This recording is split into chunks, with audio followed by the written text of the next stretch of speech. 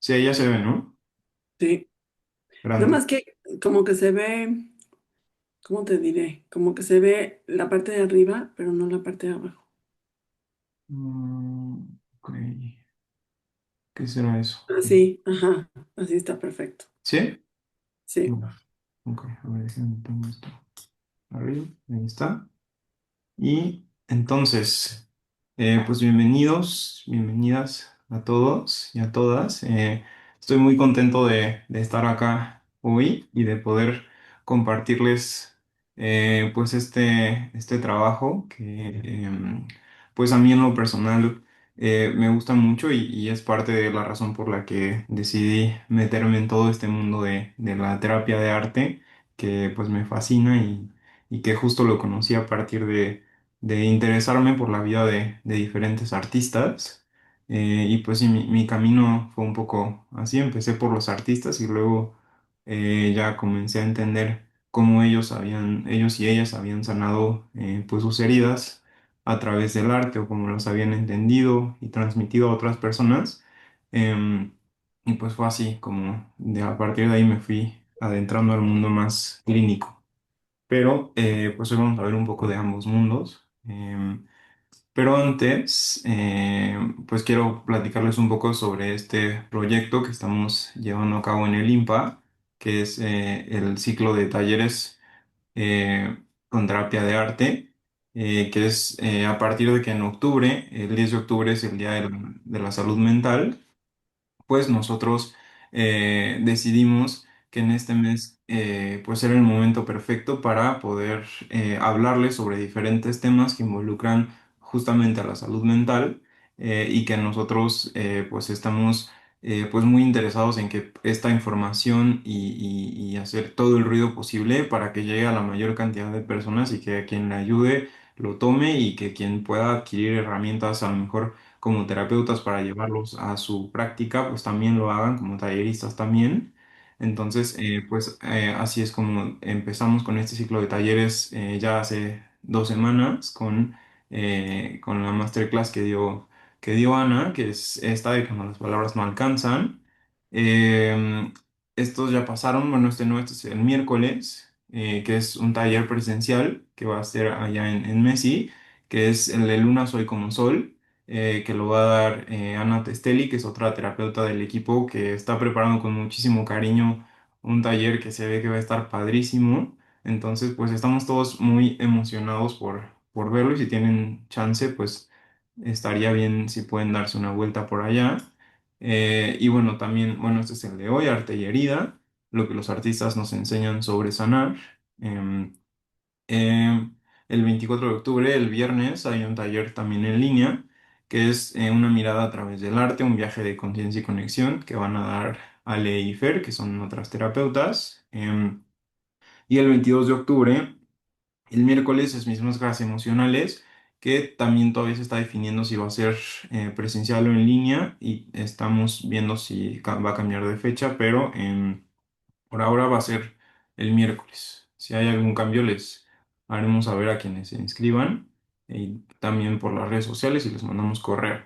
Y pues bueno, este es el ciclo de talleres de Limpa. Es un proyecto que estamos haciendo de todo corazón, con muchísimo cariño para ustedes y pues que también nosotros estamos aprendiendo un montón de él, ¿no? Entonces, pues les agradecemos que se hayan conectado, los que están con cámara prendida también les agradezco mucho, me hace sentir que no le estoy hablando a la computadora, que bueno, esto ya es algo de nuestro día a día, pero siento que nunca nos vamos a terminar de acostumbrar a esto, pero pues está interesante y pues es una manera de poder llegar a más personas, ¿no? Entonces pues estamos muy contentos y pues ahora sí ya comenzamos un poquito con lo que venimos hoy.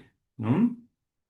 Pues la ponencia se llama Arte y Herida, lo que los artistas nos enseñan sobre sanar, ¿no? Entonces, pues esto es un nombre, yo diría, hasta ambicioso, ¿no? De entender qué es una herida, pues es algo complejo y que es algo que para todos va a ser diferente, ¿no? Si habláramos de una herida física en el cuerpo, pues sería un poco más sencillo de entender, ¿no? Pero cuando hablamos de heridas emocionales, pues se vuelve complejo pero a la vez eso nos da la posibilidad de explicarlo desde diferentes lugares, ¿no? Desde el arte es uno de ellos, que es el que hoy vamos a platicar más. Y pues sí, para empezar, quiero que todos entendamos y que partamos del hecho de que todos cargamos con heridas, ¿no? Todos tenemos nuestras propias heridas. eh, y es algo que compartimos como especie humana, ¿no? Y que también esas heridas de pronto se vuelven muy pesadas para algunos, y que se vuelve complicado decirlo, ¿no?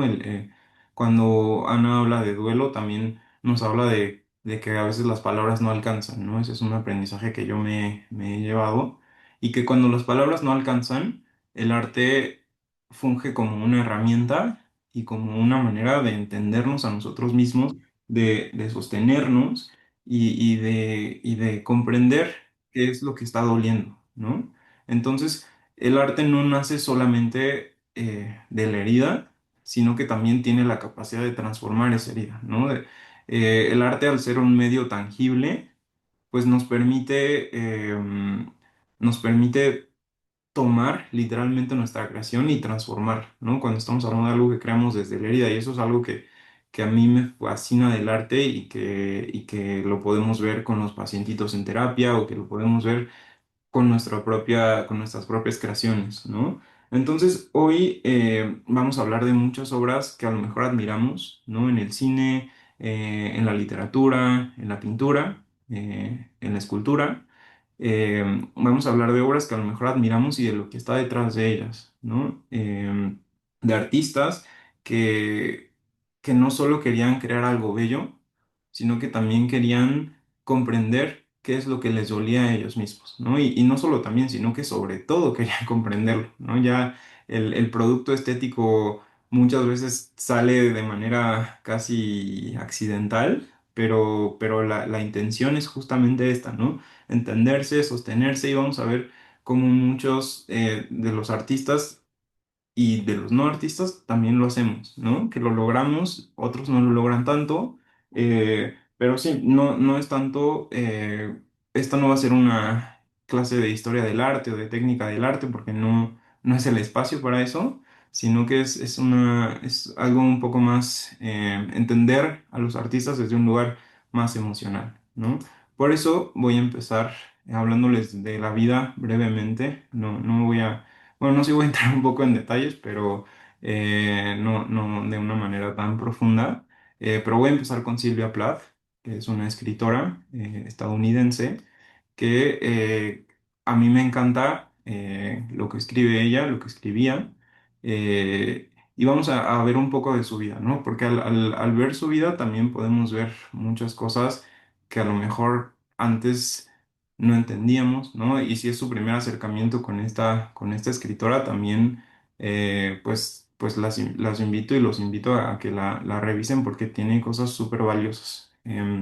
Sylvia Plath nace en 1932, hace casi 100 años, en Boston. Sus papás fueron profesores universitarios y sus papás son una figura muy importante en su vida. Vamos a ver ahorita más adelante por qué. Pero desde pequeña ella destacó porque era muy perfeccionista y muy aplicada y escribía y pintaba y tocaba el piano y en esta primera en escribir fue donde más se destacó. Em, a los 8 años publica su primer poema en un concurso escolar y es un evento que impulsa su carrera literaria porque es como este momento que le hace a ella darse cuenta de que tiene mucho talento en esto y que más adelante, pues los eventos que suceden en su vida la llevan también a entender y a explicar qué es lo que ella estaba pasando. Y bueno, su padre murió cuando ella tenía 9 años a causa de una diabetes que él nunca quiso tratarse. Entonces eso también lleva a Silvia Plath a pensar que su papá murió porque quiso, ¿no? De alguna manera, que murió ella en alguno de sus escritos dice que su papá murió porque no quería ser el padre de ella, ¿no? Entonces eso es muy fuerte y eso es pues uno de los primeros momentos en los que Silvia pues empieza a mostrar como estos signos de depresión en su adolescencia ella comienza a escribir un diario que mantuvo durante toda su vida. Y ahí Plath comenzaba a cuestionarse su rol como mujer dentro de la sociedad, que eso es algo muy importante que vamos a ver en esta escritora.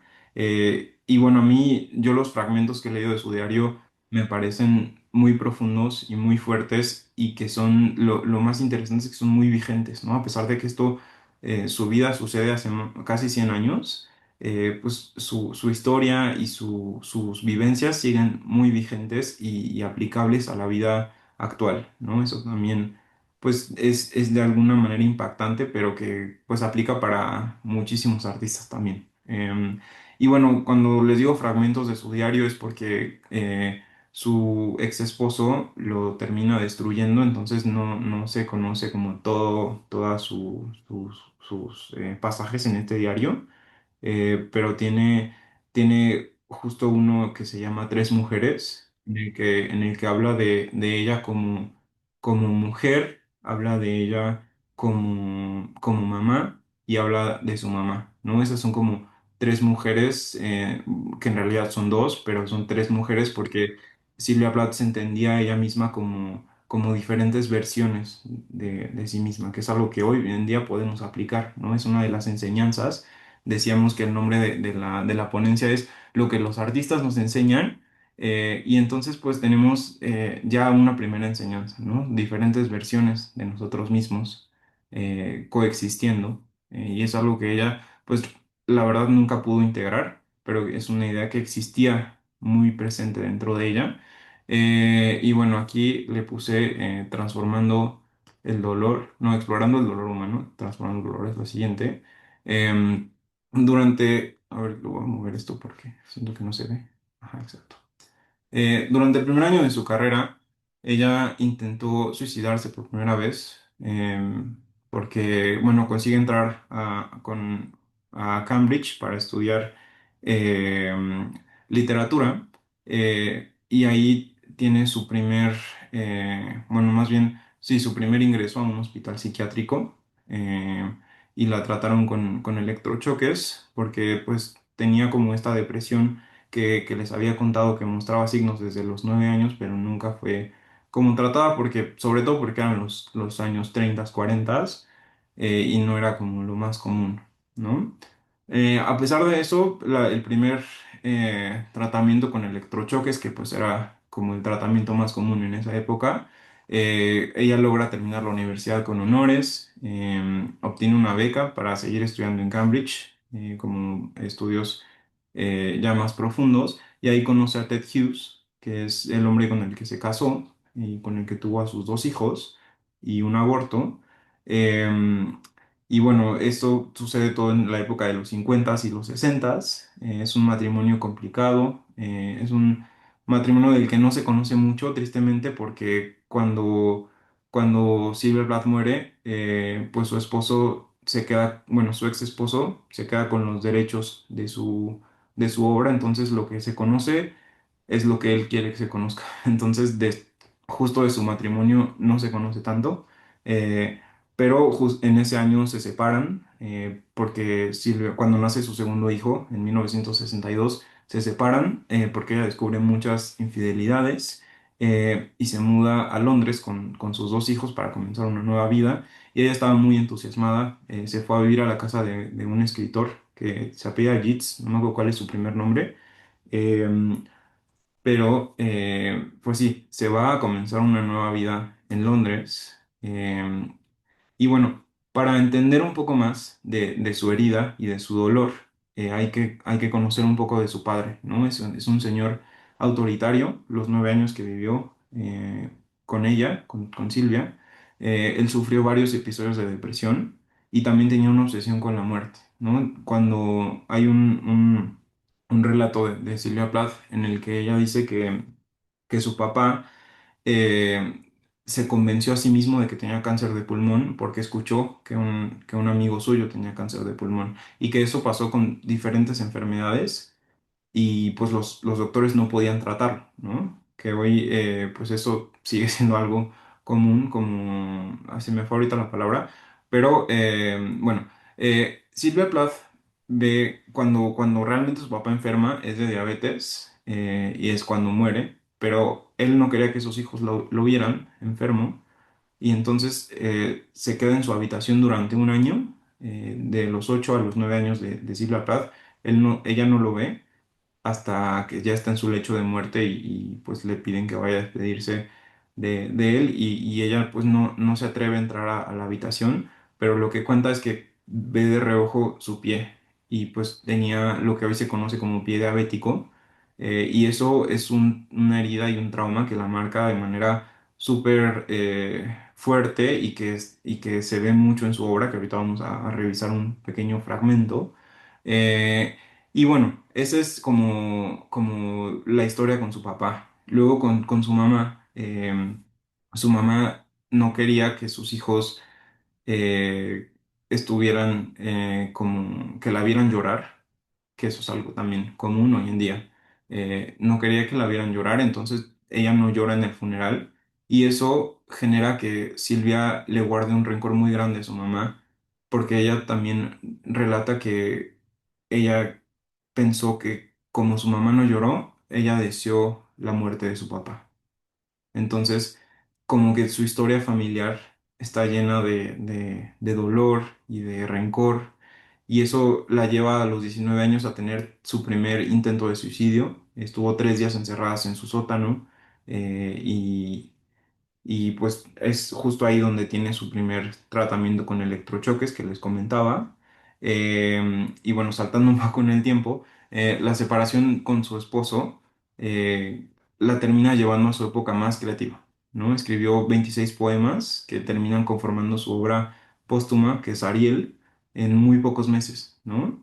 Em, entonces, como Silvia Plath tenía el diagnóstico de bipolaridad, entonces pues tenía como estas épocas maníacas y depresivas, y esto está ilustrado muy explícitamente acá, ¿no?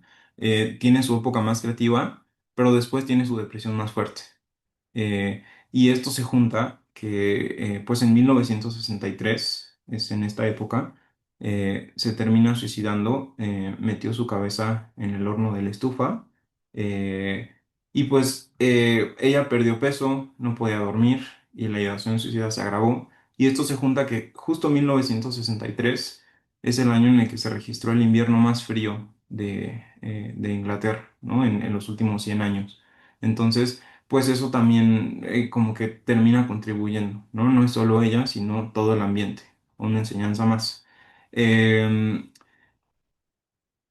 Aquí hay varias teorías, varias versiones en las que pues no nos vamos a meter tanto. La de su esposo a mí me parece fuertísima. Él dice que Silvia jugaba a la ruleta rusa y que ella cada que se intentó suicidar era porque quería ser encontrada y que la salvaran, eh, y es su psiquiatra justamente quien termina, su psiquiatra es quien termina defendiéndola de esta teoría, y él dice como, mira la manera en que se suicidó, ¿cómo vas a pensar que quería ser salvada, ¿no?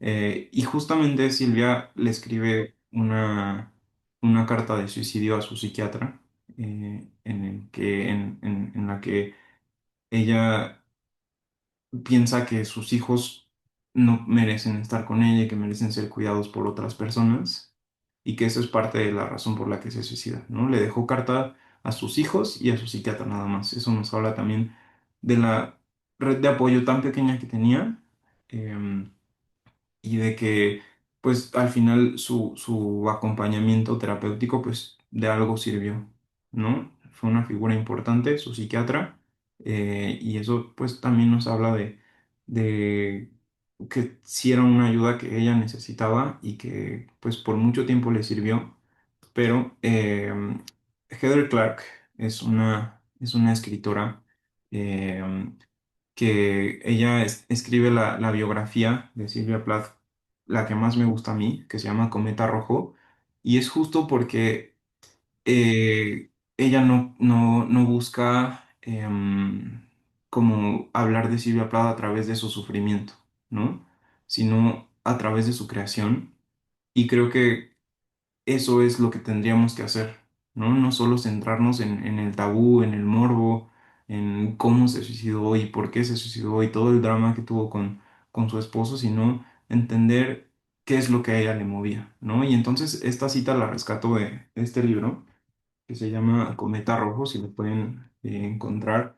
Es muy, muy bueno porque habla de una manera muy humana de Silvia Plath y de la enfermedad mental. Y bueno, les voy a leer la cita. Dice que ella contribuyó a cambiar la dirección de la poesía en inglés, tanto en estilo como en sustancia.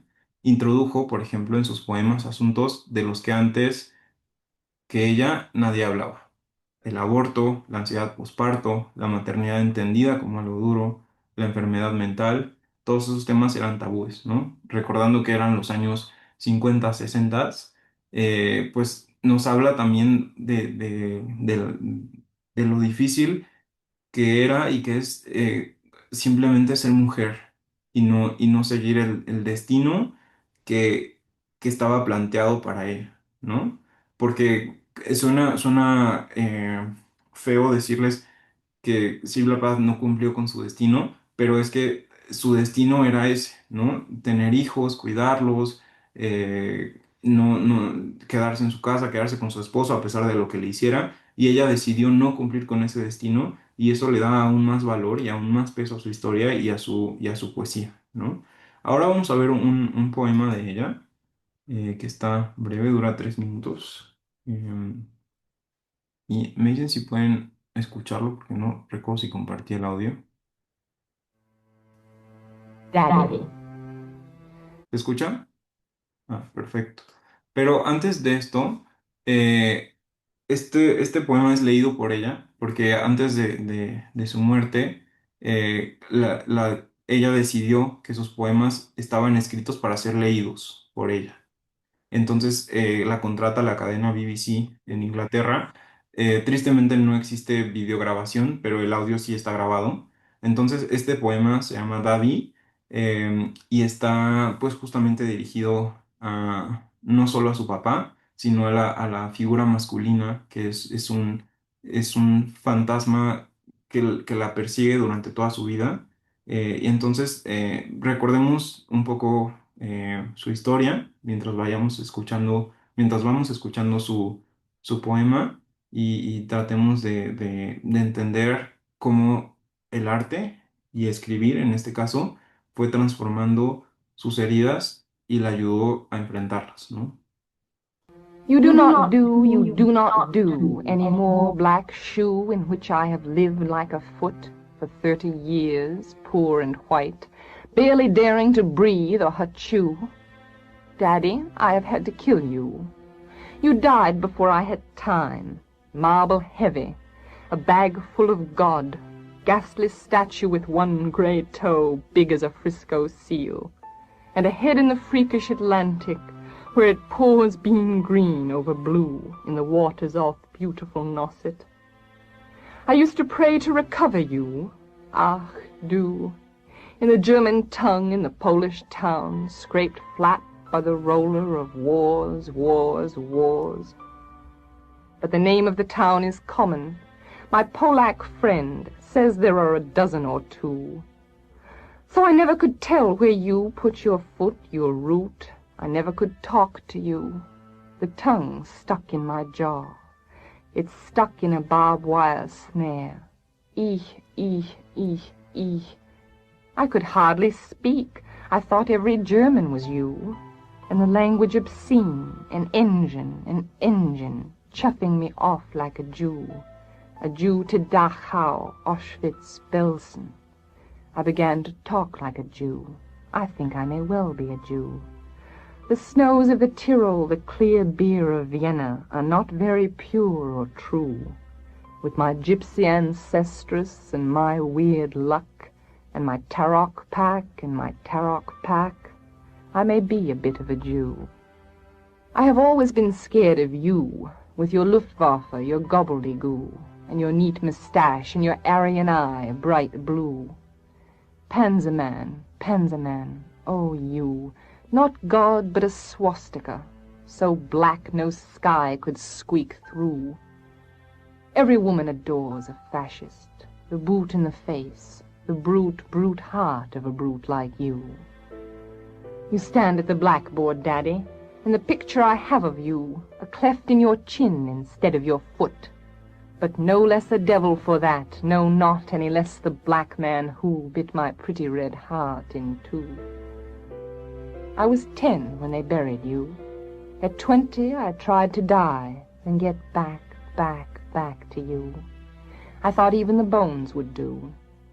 But they pulled me out of the sack and they stuck me together with glue. And then I knew what to do. I made a model of you, a man in black with a Mein Kampf look and a love of the rack and the screw, and I said, I do, I do. So, Daddy, I'm finally through. The black telephone's off at the root. The voices just can't worm through.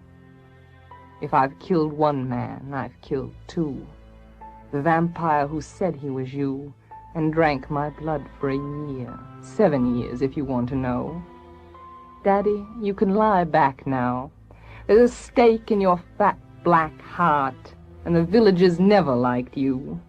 They are dancing and stamping on you. They always knew it was you. Daddy, Daddy, you bastard, I'm through.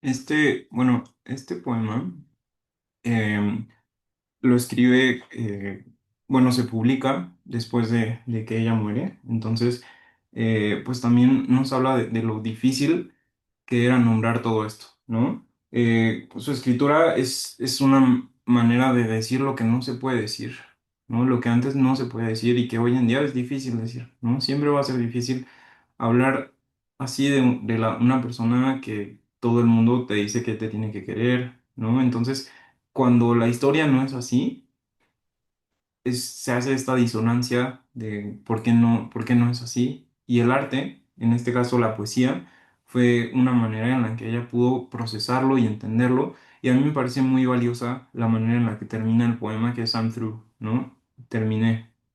Porque terminé puede significar muchas cosas, ¿no? Hay gente que ha interpretado que este poema, el I'm through, significa terminé con mi vida. Yo creo que significa terminé con mi dolor, pero quien quiera puede interpretarlo de la manera pues en que tenga más sentido, ¿no? Para ustedes.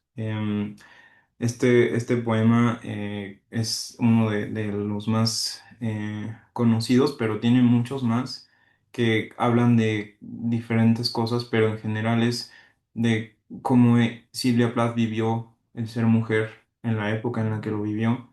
Y pues también eso se ve en sus novelas, en La Campana de Cristal, que es la más, bueno, es su única novela y es semi-autobiográfica, entonces también eso es otro ojo para verla a ella, ¿no? Ahora vamos a hablar de Robin Williams. También se me fue decirlo, si tienen alguna pregunta o algún comentario lo pueden poner en el chat, igual al final va a haber un espacio para eso. Pero vamos a hablar de Robin Williams, que es un actor que muchos conocemos, que es muy famoso, bueno, fue muy famoso. Como manera de antecedentes breves, él viene de una familia muy bien acomodada, su papá tiene uno de los puestos más importantes en la empresa Ford en esa época. Eh, Su padre pues estuvo ausente justamente por el trabajo y su madre, que más adelante se conoció que su madre también tenía una depresión muy fuerte, ella solo le ponía atención cuando la hacía reír, ¿no? Y ese es como un primer dato que él entiende la vida a través de eso, ¿no? Que solo le van a poner atención cuando hace reír. Y entonces, pues en su vida personal, él, pues a lo largo de su vida tiene una adicción muy fuerte a diferentes sustancias, cocaína, alcohol, que justamente están asociadas a la depresión con la que vivió. Y se ha teorizado, que vamos a ver en la siguiente diapositiva, que justamente no es o sea, no es al azar que se eligieran estas sustancias, ¿no? Eh, Entró en rehabilitación cuando nació su primer hijo y logró estar más de 20 años sobrio. Sin embargo, tuvo varias recaídas después de eso. Después, a los 60 años, en 2014, es diagnosticado con cuerpos de Lewy, que es un tipo de demencia. Y este diagnóstico se conoció de manera póstuma después de que él murió porque él no quería que se supiera. Entonces, nadie supo más que él, y es justamente este diagnóstico lo que lo termina llevando al suicidio. Él termina con su vida colgándose de un armario. Em, Algo importante de esto es, es que pues a lo largo de su vida él fue un comediante y un actor, ¿no? Él llenaba estadios, bueno, no estadios, pero llenaba teatros con shows de stand-up, y también tenía películas muy famosas como esta, que es La Sociedad de los Poetas Muertos. Y él tenía todo el reconocimiento del mundo, ¿no? Pero aquí es un estudio, el estudio del payaso triste, que se llevó en la Universidad de Oxford con 500 comediantes, y se determinó que los rasgos creativos necesarios para producir humor son similares al estilo de pensamiento de personas con esquizofrenia o trastorno bipolar, ¿no? Por esto les decía de las sustancias que eligió, o las, más bien las sustancias a las que se hizo adicto no fueron tan aleatorias, porque justo son pues estas sustancias que te suben y te bajan, ¿no? La cocaína y el alcohol. Em, y entonces la comedia se vuelve una manera de lidiar con la depresión, y entonces se hace un ciclo, em, que es la euforia que se siente en el escenario, depresión al estar solos y drogas para enfrentar la tristeza, ¿no? Esto pues nos habla mucho no solo de su vida, sino de cómo él vivió sus heridas, ¿no? Cómo el estar en el escenario y el crear, porque al final lo que él hacía era crear shows, crear, me parece que también fue guionista de alguna de sus películas. Entonces, él lo que hacía era crear para procesar sus heridas, crear para de alguna forma transformarlas, ¿no? Porque ya no solo hacía reír a su mamá, sino que hacía reír al mundo entero, casi casi, ¿no? Entonces vamos a ver un pequeño fragmento de un documental, son 3 minutos, pero que también es algo que nos va a dar un poco más de luz respecto a la vida de este hombre. Ladies and gentlemen, it's time to enter the human mind. Stand-up is survival. For me, that's jazz. That's what I have to do. Robin was like nothing I'd ever seen. He stood out in a way that nobody else did. I don't tell jokes. I just use characters as a vehicle for me. Esmeralda, why do you only visit on certain days? On stage, he was the master. If you look at a platypus, I think you might think that God might be stoned. The God's up there in heaven going, okay, let's take a beaver. Let's put on a duck's bill, okay? He was really comfortable on stage. Off stage, I just felt he was holding himself together. Early in life, did you have a fear of abandonment? Oh, yeah. It's a primal fear for any child. And it dictates a lot of how you deal with life. He was always looking for connection. It was a need to communicate and be funny. Every person is driven by some deep secret. Robin was doing drugs. There was fear sometimes to run away from it all, sometimes to run into it all. There you are. You become a reformed alcoholic. You've got a steaming glass of Perrier going, I feel so much better about myself. My father didn't always feel he was succeeding, but he is the most successful person I know. He made all the people laugh and laugh and laugh. He called me, leaving messages on my phone. It's Robin. I'm giving you love. Bye. It's a tie with 3 people. Pretty much said, you, Robin. Come on now. You're only given a little spark of madness. If you lose that, you're nothing.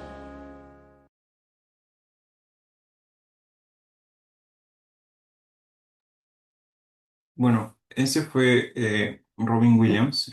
Para concluir con él, pues algo que a mí me parece muy interesante, yo la verdad es que no conocía tanto de su comedia, había visto algunas de sus películas, pero justo hace poco tuve como contacto con ella y me pareció muy interesante la manera en que muchos de sus chistes tenían que ver con sus emociones como más profundas, ¿no? Y cómo a partir de eso él consigue de alguna manera enfrentar esas emociones sin entrar en contacto directamente con ellas, ¿no? Porque a lo mejor entrar en contacto con ellas hubiera sido muy doloroso e insoportable para él, em, pero hacerlas en el escenario, eh, haciendo reír a la gente, era una manera que a él le funcionaba, ¿no? Y no significa que huyó de su herida, no significa que escapó de ella, sino pues la enfrentó de otra manera, ¿no? Y la manera en que termina su vida también es eso, ¿no? Enfrentarlo de una manera diferente, que para él tal vez tenía sentido en ese momento, ¿no? Em, y bueno, ahora vamos a hablar de Yayoi Kusama, que es una escultora y también hace performance. Ella es japonesa. eh, y bueno, voy a empezar con esta cita para que entendamos un poco de lo que ella va a transmitir, ¿no? Que también es súper poderoso y tiene una historia muy fuerte también. Ella luchó, bueno, más bien la frase es, lucho contra el dolor, la ansiedad y el miedo a diario. Y el único método que he encontrado de aliviar mi enfermedad es seguir creando arte.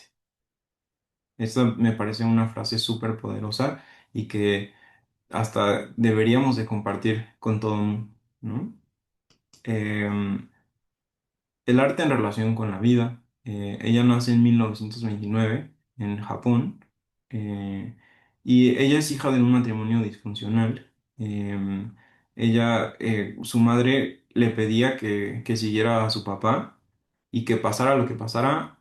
Esto sucede cuando ella tenía 8 años, que pasara lo que pasara se quedara viendo y que luego le fuera a contar a su mamá, ¿no? Entonces su padre tenía encuentros sexuales con otras mujeres y pues Yayoi Kusama fue forzada a ver estos encuentros y luego a narrárselos a su mamá, ¿no? A los 11 años ella tiene sus primeras alucinaciones, ella escucha el diálogo entre las plantas y los animales. Cuenta ella una escena en su jardín en el que de pronto empieza a escuchar que las plantas hablan entre ellas, que los animales hablan entre ellos y que luego le empiezan a hablar a ella. Y ella, en su cabeza de niña de 11 años, pues sabe que esto no es posible y aún así, pues los escucha, ¿no? Y esto le pasa por mucho tiempo, lo esconde de sus papás porque sus papás de nuevo pues estaban ausentes.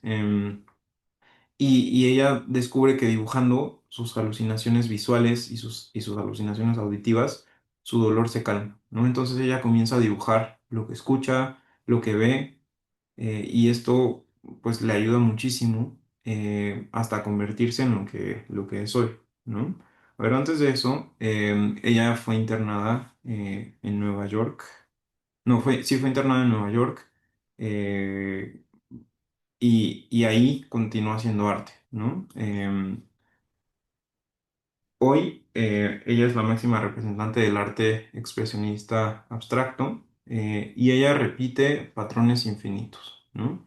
Eh, Esto, por ejemplo, en esta obra, que son los lunares, y bueno, sus obras más famosas son, por ejemplo, ahorita vamos a ver, pero por ejemplo esta. No sé si esta es la más conocida de ella, que son justamente estos patrones, ¿no? De lunares. Em, y esto no es simplemente su obsesión, ¿no? Porque si lo vemos, si lo analizamos y lo vemos de una manera superficial, pues decimos, no, pues que es una persona muy obsesiva y que tiene que tener cierta cantidad de lunares o algo por el estilo, pero yo como lo veo y como quiero entenderlo es que era su manera de contener el caos interno que había dentro de ella, ¿no? Y una manera de encontrar orden. Y esto lo vemos en muchísimas personas, en muchísimos niños hoy en día, que hay tanto caos afuera, en la familia, en la escuela, en el mundo, y en el arte es en el único lugar en el que encuentran esta manera de contener y de organizar todo, ¿no? En el arte es el único lugar en el que ellos pueden decir, ok, quiero este color, ok, quiero este material, ¿no? Y simplemente ese pequeño detalle ya les hace la diferencia y les ayuda a que tengan este sentido de agencia, ¿no? De que puedan em, como de alguna forma, eh, pues tomar decisiones sobre su propia vida, entender que hay cosas que no van a controlar, entender que hay cosas que sí van a controlar, y me parece a mí que precisamente es esto lo que pasó con Yayoi Kusama, ¿no? A lo mejor de una manera más exagerada, a lo mejor de una manera más fuerte, pero entendiendo también que vivió cosas muy fuertes, ¿no? Em, Ella tiene esta frase que nos da también un poco a entender su mundo interno, ¿no? Nuestra Tierra es solo un lunar entre un millón de estrellas en el cosmos. Los lunares son un camino al infinito, y cuando borramos la naturaleza y nuestros cuerpos con lunares, nos convertimos en parte de la unidad de nuestro entorno, ¿no? Esto es, se puede entender como que desaparecer, ¿no? Como si nos ponemos lunares, si somos lunares, entonces somos uno con todos, ¿no? Y pertenecemos. Y eso también nos da a entender qué es lo que quería Yayoi Kusama, qué es lo que quiere. Que hoy en día ella está voluntariamente internada, creo que sigue en Nueva York, en una clínica, y ahí continúa haciendo arte y sale cuando tiene exposiciones y demás, creo que sí sale, pero sí, ella continúa ahí, y por ejemplo tiene esta escultura que hizo ya hace muchos años, que se llama Chica Fálica, que también nos habla de todo lo que vivió como a nivel de trauma, y cómo logró plasmarlo en arte, ¿no? Que pues el análisis que yo he leído sobre esta obra también es cómo la figura masculina ya le causaba y le causa repele, ¿no? Y entonces la única manera en que puede procesarlo y plasmarlo es en el arte.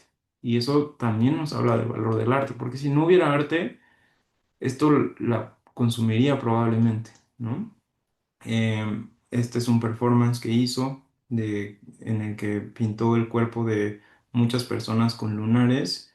em, y es justamente esto, ¿no? De como de alguna manera difuminarse con el ambiente, difuminarse con el mundo, con la naturaleza. Si todos puntos y todos somos puntos, entonces todos somos uno, ¿no? Eso es un pensamiento que ella como que ha divulgado a través del tiempo. Em, y por último, tenemos a Lenora Carrington, que acaba de salir hace como un mes su película, bueno, no su película, pero una película sobre su vida, y está muy buena también, por si la quieren ver. Se llama Leonora, la película, creo. Eh, Ella nace en Inglaterra, dentro de una familia muy bien acomodada en 1917, hace más de 100 años. Em, y ella es parte de tres internados religiosos donde la acusan de excéntrica y por alguna deficiencia mental, y termina siendo expulsada de los tres. Entonces su familia pues ya no sabía qué hacer con ella, y ella se va a París a los 19 años con Max Ernst, que pues es también un pintor muy famoso, que él era 26 años mayor que ella. Eh, y ellos terminan siendo pareja durante unos años, hasta que él es atrapado por los nazis. eh, y cuando existe todo ellos se fueron a vivir, después de estar en París, se fueron a vivir a una isla, bueno, no una isla, como una playa en Francia. eh, y ahí es donde atrapan a Max Ernest, y ella tiene un episodio depresivo muy fuerte en el que deja de comer, en el que empieza a dibujar en las paredes sus alucinaciones, eh, y ella termina huyendo a España.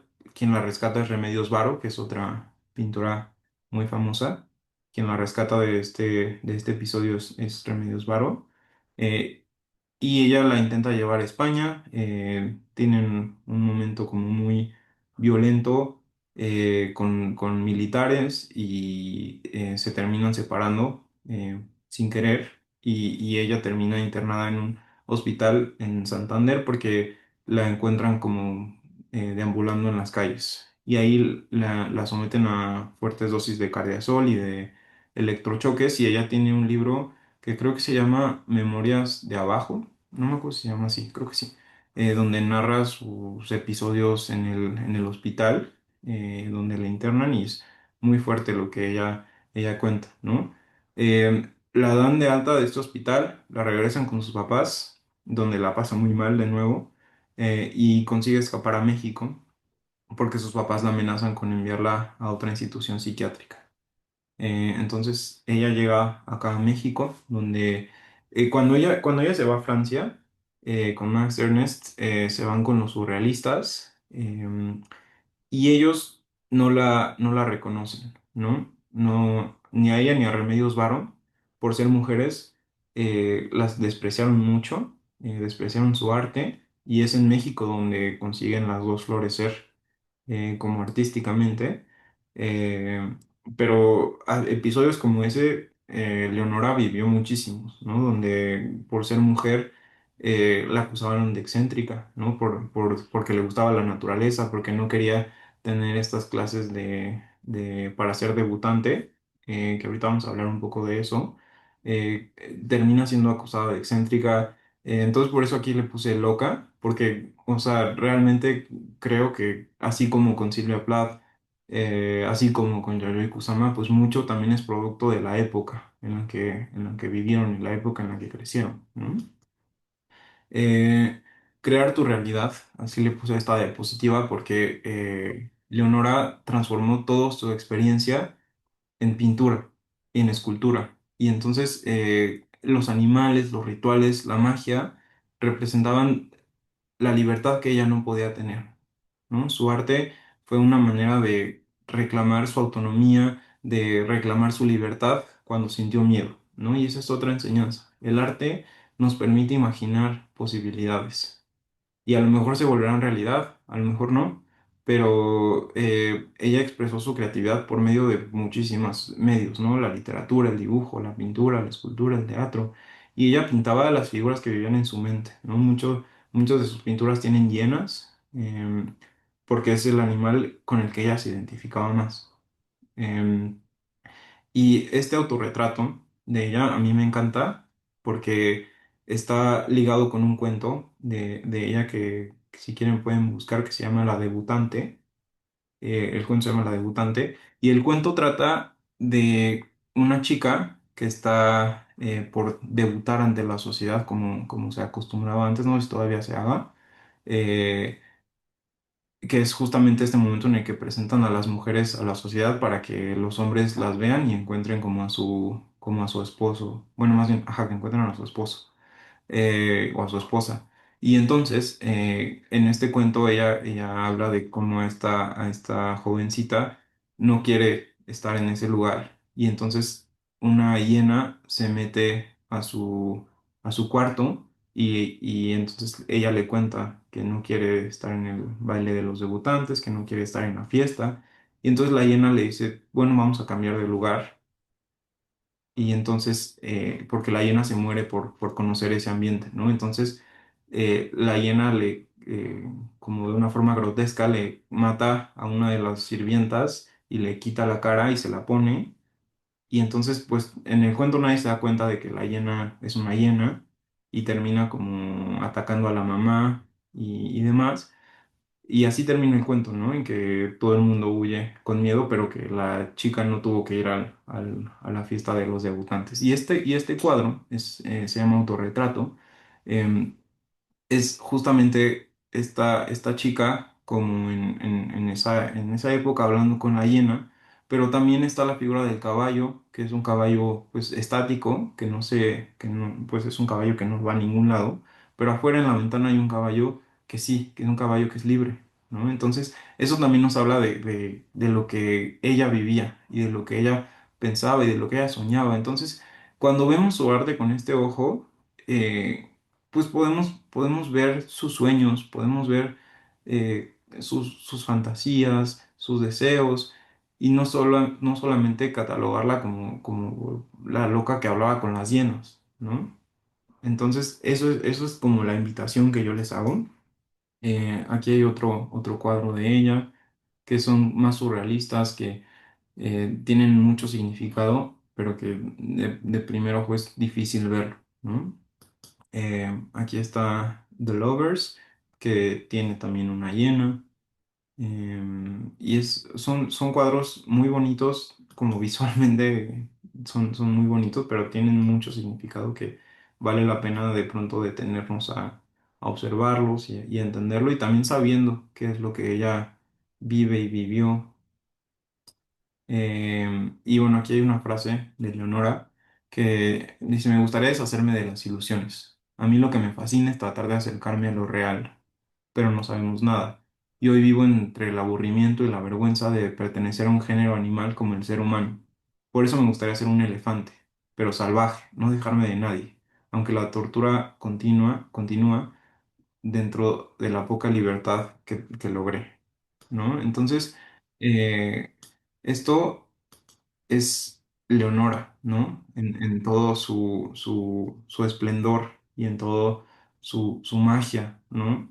No es solo quiero ser no es solo quiero ser un elefante o quiero ser una hiena porque quiero ser un animal, no es porque no quiero ser humano, ¿no? Y eso habla de las vivencias que tuvo, y es justamente, ¿no? No ver todo desde lo superficial, sino tratar de entender y de ver hacia lo más profundo, qué es lo que hacemos como terapeutas, como talleristas, como personas que acompañan a otras. Eso es lo que buscamos siempre, ¿no?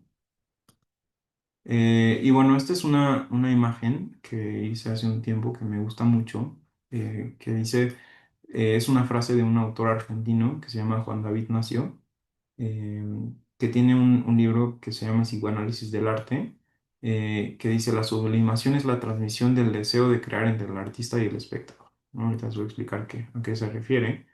Él propone este esquema, ¿no? El artista, la obra de arte, el espectador y la creación. El artista, pues es esta persona que ya conocimos algunos, ¿no? Que es cualquier persona que hace arte y que este arte se vuelve visible ante la sociedad y tiene espectadores.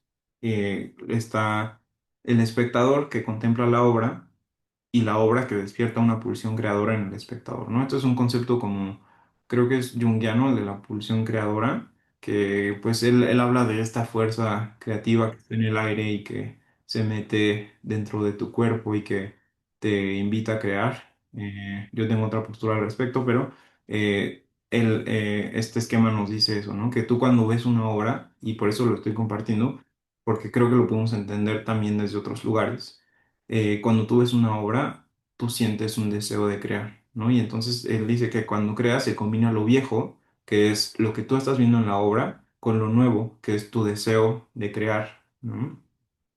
Em, entonces, en lo que me quiero centrar, que esta creo que ya es la última diapositiva, falta una, es que toda producción humana que incluya una parte de invención, todo acto voluntario que encierre una parte de libertad, toda manifestación espontánea que sorprenda al sujeto y lo confronte consigo mismo, es una expresión positiva del inconsciente que aporta algo nuevo al mundo, ¿no?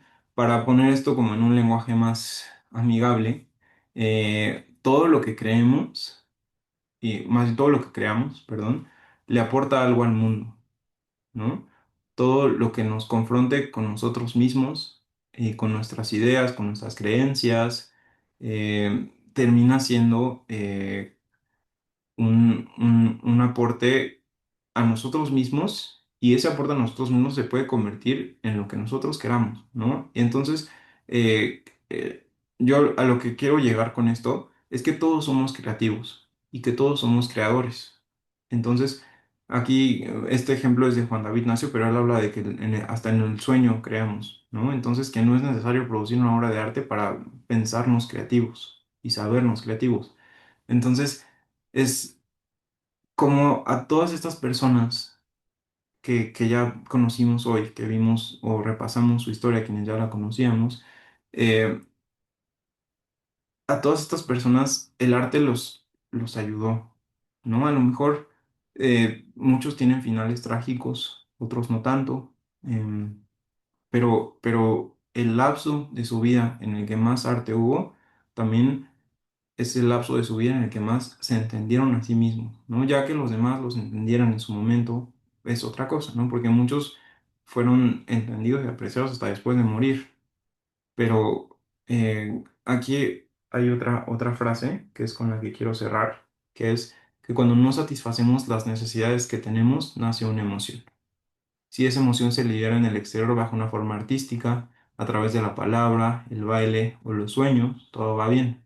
Cuando el acontecimiento no está expresado, queda impreso y el cuerpo será el último teatro de Steven, ¿no? Esta frase también nos habla del valor de crear, que eso es a lo que quería llegar con esta ponencia, ¿no? Em, hay que crear, hay que invitar a los demás a crear y hay que tener espacios para nosotros producir nuestro propio arte y ya no tiene que ser arte para museo o arte perfecto, porque eso pues tristemente no existe, pero sí arte para nosotros, ¿no? Esa es como la reflexión que yo me llevo y que me llevé preparando esta ponencia, ¿no? De el, el- la vida sin arte se vuelve más complicada, ¿no? Entonces, si de por sí es complicada, podemos ayudarnos un poquito con el arte, podemos ayudar a las personas que acompañamos con el arte. Pues sí, eso es todo de mi parte.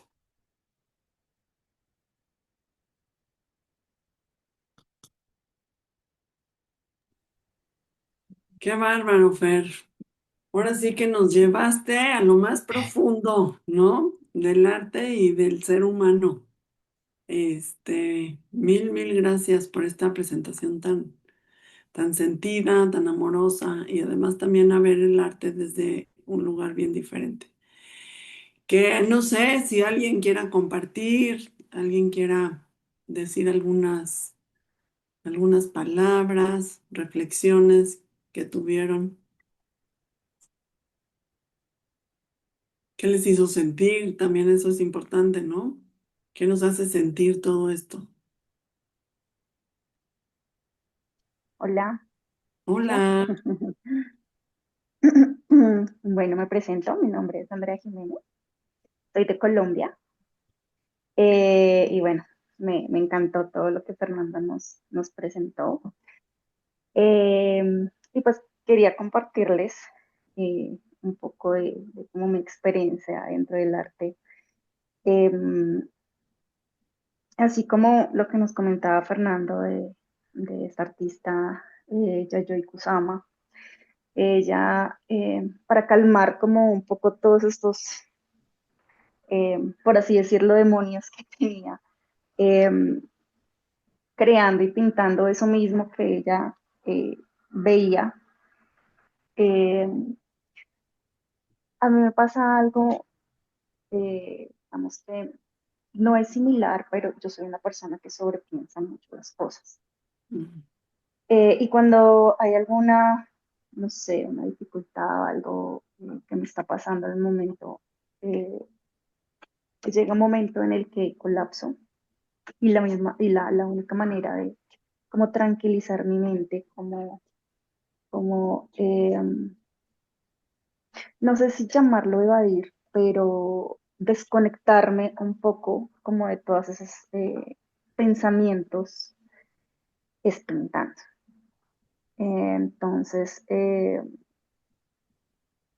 tomo un cuadro, un óleo y empiezo a dibujar mujeres, empiezo a dibujar animales y eso como que me tranquiliza. O sea, es tanta la concentración que la que le pongo en ese momento al cuadro, a la pintura, a los colores, al diseño, que eso ayuda a que como que la mente eh, se aísle un poco de todo ese caos interno que se va generando como dentro de mí y me ayuda, pues como les decía, como a calmar un poco y, y al final ya con la mente más tranquila, ya después de que termino mi cuadro, ya como que la mente me da como para pensar un poco mejor las cosas y encontrar la solución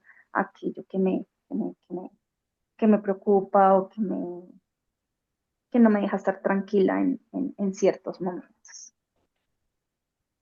Gracias, gracias. Sí, creo que, o sea, tan solo el movimiento que haces con un pincel, con un color, cuando moldeas plastilina también, de alguna manera te tranquiliza sensorialmente. Entonces, sí, gracias por compartirnos y sí, claro que el arte tiene muchísimo valor en nuestros momentos más duros, ¿no? Mm. Gracias por compartir, Andrea. Wendy. Hola, buenas noches. Muchísimas gracias. Primero, Fernando, me encantó toda tu charla. Disculpen que no prenda la cámara, mi internet está medio feo, entonces si la prendo luego no se escucha. Pues la verdad me gustaría compartir que justo a mí, en lo personal, las terapias psicológicas, la verdad es que antes me causaban algo, muchísimo ruido, no me gustaban, pero tuve un acercamiento a la psicoterapia con arte porque padezco de un padecimiento crónico llamado fibromialgia, que bueno, trae muchísimas situaciones de falta de comprensión desde los médicos, ¿no? Hasta la sociedad, la familia y demás. Y por otro lado, tuve una situación de un duelo muy fuerte de mi prometido se suicidó. Después de eso, tuve un aborto. Entonces, bueno, han sido situaciones bastante complicadas, pero la verdad es que la psicoterapia con arte les puedo decir que me abrió un mundo distinto, una forma de, creo que en algún momento, Ana, tú lo comentaste en otra charla que tomé contigo la semana pasada, hace 2 semanas, de resignificar, ¿no? De resignificar todo lo que nos sucede, ¿no? Y pues valorar, ¿no? Entonces, en algún momento, creo que ahí en el comentario, en los chats puse que la semana pasada vi una película de la infancia sobre Frida Kahlo, en donde hay una escena, no se las quiero spoilar, pero hay una escena muy bonita en donde justo ella agradece a la enfermedad que tuvo y se despide de ella, ¿no? De esa Frida enferma, ¿no? Pero al final ella reconoce que fue una experiencia en donde pudo ver el amor de su familia, el amor de sus amigos y ver, pues sí, como un lado oscuro de ella, pero al final logró salir con eso, ¿no? O de eso, ¿no? Entonces, justo, bueno, ya después pasa que ya justo igual a través del arte, de la pintura, de todo lo que le inculcó su papá como fotógrafo y demás, pues salió de esto, ¿no?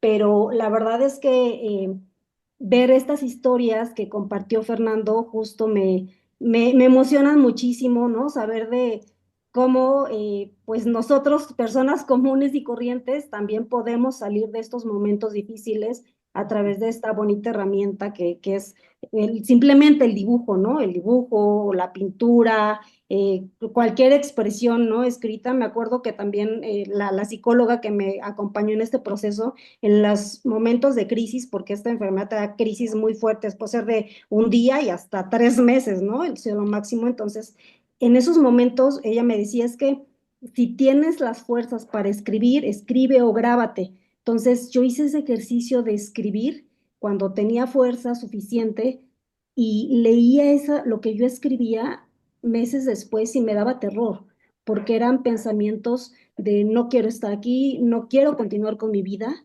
¿no? Pero al final aprendí a saber que esas crisis van a pasar, que no van a durar toda la vida, Y justo hoy les puedo decir que gracias a esa terapia, a estos ejercicios, eh, hoy en esas crisis, en vez de reprochar y maltratar a mi cuerpo más, ¿no? De lo que la enfermedad per se me da, hoy lo tomo amorosamente, ¿no? Y digo, bueno, mi cuerpo me está pidiendo descanso, me está diciendo que duele por algo, eso no lo puedo quitar, pero al final mentalmente y emocionalmente creo que hoy estoy como muy lista para eso, ¿no? O sea, o lo veo desde otra forma. Digo, mi cuerpo me pide eso, necesito descansar y lo trato amorosamente, ¿no? Entonces, bueno, que quería compartir un poquito de esto nada más y pues agradecer a Fernando. No, gracias también a ti por compartirnos pues sí, creo que eso también es una propiedad preciosa del arte, ¿no? Que de alguna manera congela momentos y la escritura también creo que es como el ejemplo más explícito de eso, ¿no? El congelar un momento y a lo mejor no es el momento más glorioso para nosotros mismos, pero el poder vernos en un momento bajo nos recuerda que también podemos subir, ¿no? Entonces, pues muchas gracias por compartirnos, Wendy. Gracias, Wendy. Estaba yo pensando, Fer, mientras exponías, bueno, Fer y todas, que, o sea, cómo se veía la salud mental en esos años, ¿no? Y sobre todo, no quiero estigmatizar, pero sí el tema de las mujeres es un tema bien importante. Eh, Hay un libro de Leonora Carrington que es buenísimo y creo que no estoy casi segura que lo escribió Elena Poniatowska. Ujú.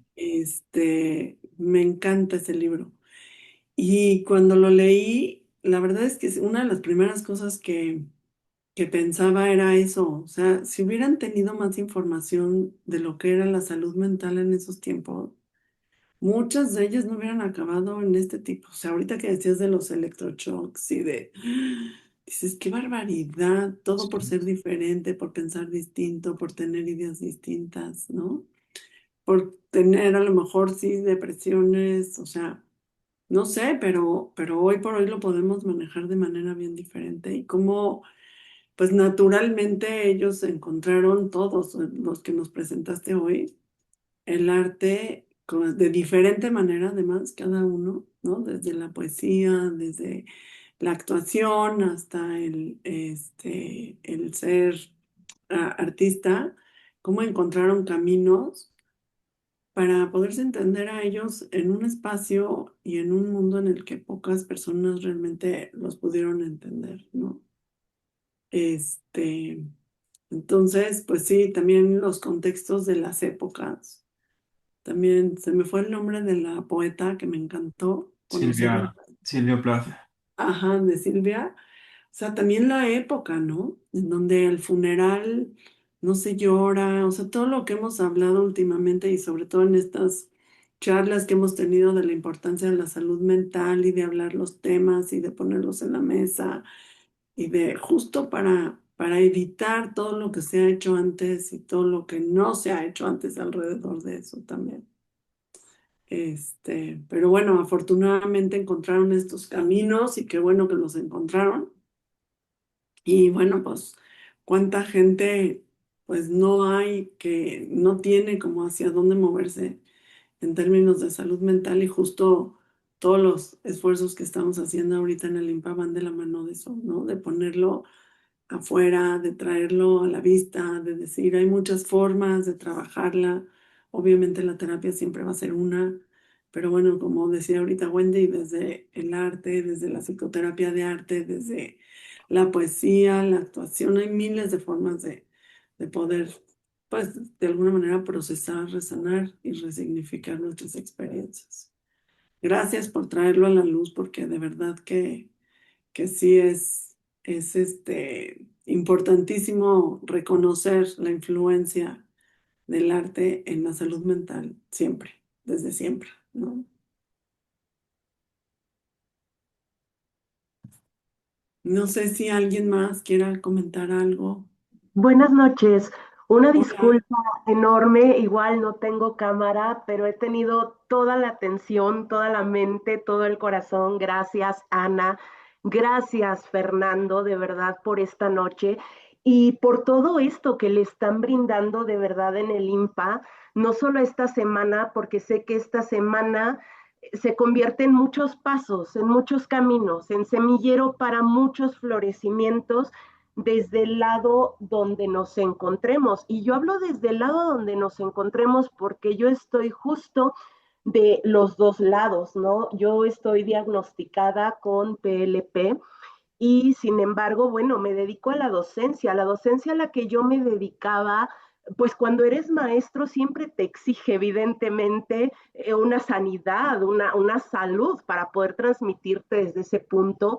Y sin embargo, a través de la experiencia, a través justo de darme cuenta de la enorme importancia que va más allá de todo ese bagaje cultural y de aprendizaje que podemos tener, es el que llevamos caminando y el que muchas veces llevamos cargando. Y bueno, justamente a partir de ahí, yo encauzo mi docencia hacia varias técnicas de arte terapia.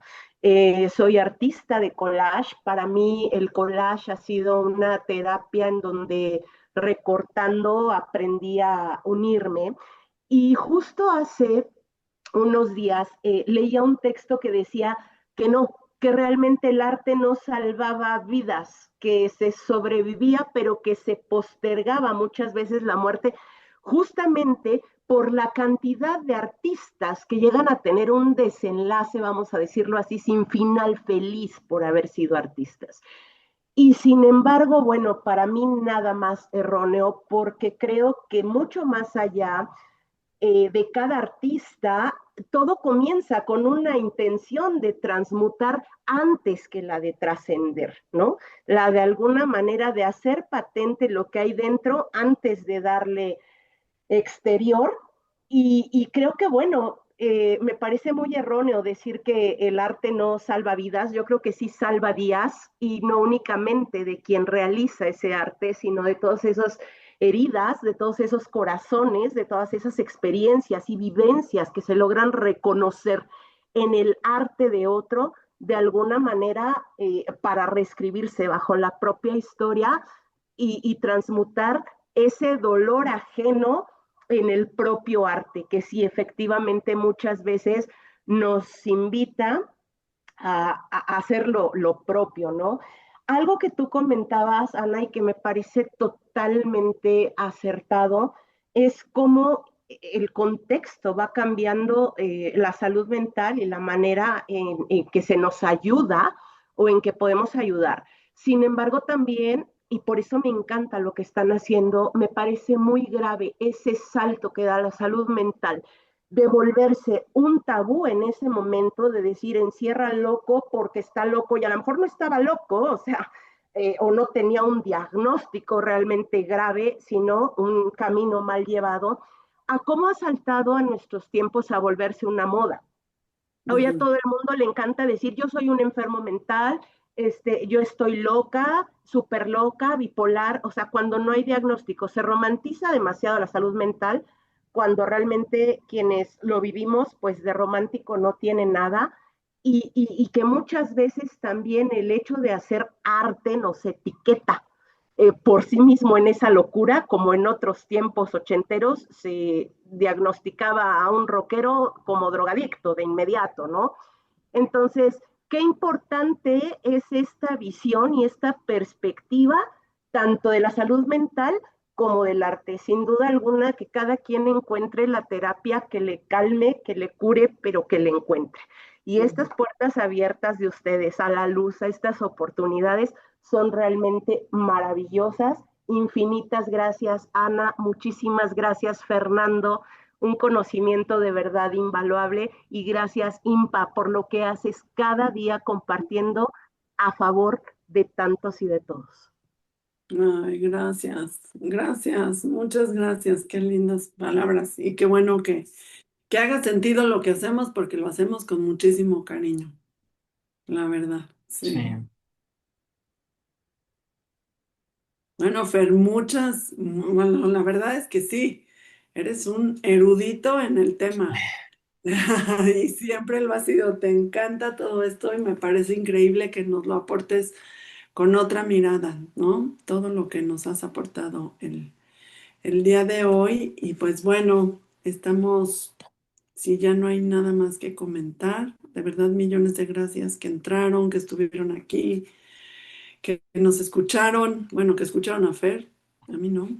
Y lo vamos a subir al canal de YouTube de Limpa por si lo quieren volver a ver, a retomar algunas ideas, ahí va a estar. Carla, qué gusto verte aquí. Clau, ya se fue. Ceci, bueno, todos los que están y todos los que conocemos y todos los que no conocemos, de verdad que mil gracias por su confianza, su cariño y pues muchas, muchas gracias. Sí. Fer, ¿quieres decir algo para cerrar? Sí, estoy muy agradecido, muy contento por verlas y verlos acá. Es un tema que a mí me encanta y que pues estoy muy feliz por tener el espacio para compartirlo.